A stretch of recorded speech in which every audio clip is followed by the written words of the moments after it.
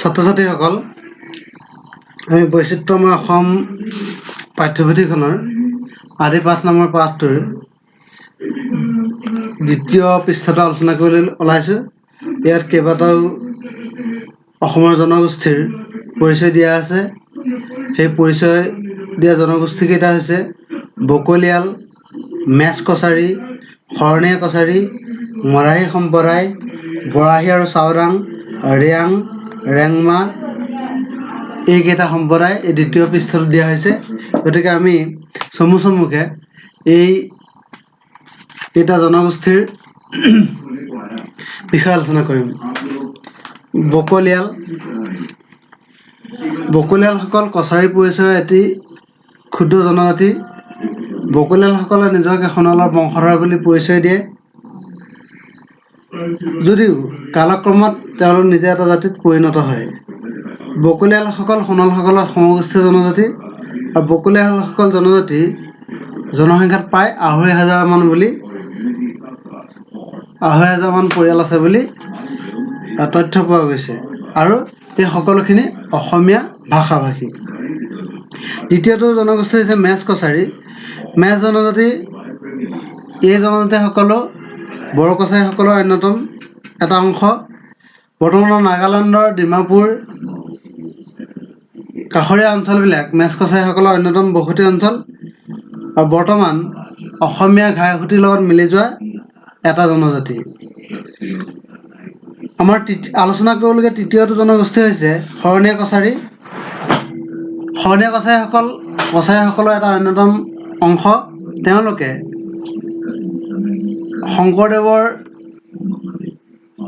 শিষ্যত্ব গ্ৰহণ কৰি, বৈষ্ণৱ ধৰ্ম গ্ৰহণ কৰি, নামঘৰ সংস্কৃতিৰ লগত মিলি গৈ তেওঁলোকে শৰণীয়া সম্প্ৰদায় হিচাপে, শৰণীয়া কছাৰী হিচাপে নিজকে পৰিচয় দিয়ে। ইয়াৰে কিছু সংখ্যকে বৰ্তমান ৰাভা জনগোষ্ঠীৰ লোক বুলি নিজৰ জনগোষ্ঠীয় প্ৰমাণ পত্ৰ আৰু উলিয়াই লৈছে, আৰু কিছুমানে বড়ো কছাৰীসকলৰ জনগোষ্ঠীৰ অন্তৰ্গত বুলি প্ৰমাণ পত্ৰ উলিয়াই লৈছে। তাৰপিছত আহিল মৰাহী সম্প্ৰদায়। নেপালৰ মদাই নদীৰ লগত এওঁলোকৰ সম্পৰ্ক আছে। মদাই নদীৰ পাৰত কিৰাত কছাৰী মূলৰ কিছুমান লোক আছিল, যিসকলে অসমলৈ আহি অসমকে নিজৰ বাসভূমি হিচাপে আপোন কৰি লৈছে, আৰু সেইসকল মদাহী লোকে